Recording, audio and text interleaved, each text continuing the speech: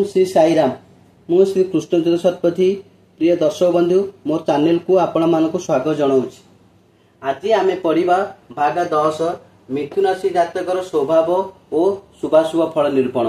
आम पूर्व अध्याय पढ़ी वृषभ राशि जातकर स्वभाव और शुभाशुभ फल निरूपण। तेणु आज आम पढ़ा मिथुन राशि जातकर स्वभाव किपरि। तो फास्ट मिथुन राशि नक्षत्र होउछिंदी हमर तीनोटी, गोटे है मृगशिर नक्षत्र, गोटे आद्रा नक्षत्र और पूर्णवसु नक्षत्र।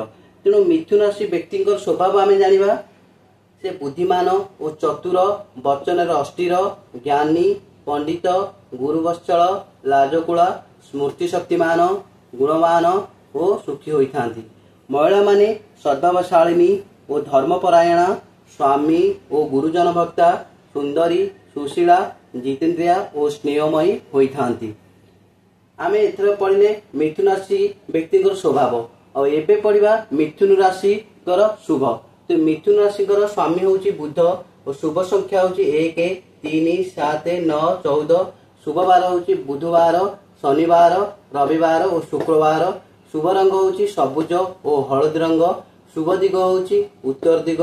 शुभ धातु हूँ कंसा 10टा। शुभ ग्रह हूँ शनि, रवि और शुक्र। आराध्य देवता श्री विष्णु भगवान। आराध्य देवी माँ त्रिपुरा सुंदरी।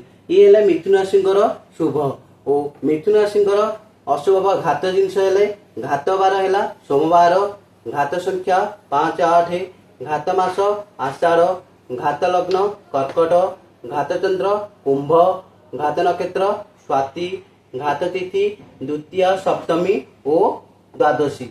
घात ग्रह है चंद्र। तेणु प्रिय दर्शक बंधु आमे माने यही अध्याय पढ़ले मिथुन राशि जातकर स्वभाव और शुभाशुभ।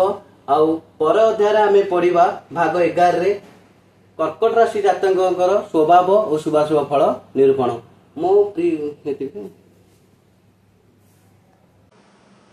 प्रिय दर्शक बंधु जदि मो भिडियोटी आपण मानक भल लगुଥାଏ तेबे भिडियो रे लाइक देबे, कमेंट करिवे एवं भिडियो को शेयर कर देबे। आउ चैनल को सब्सक्राइब करने को भूलिबे नहीं। जय जगन्नाथ।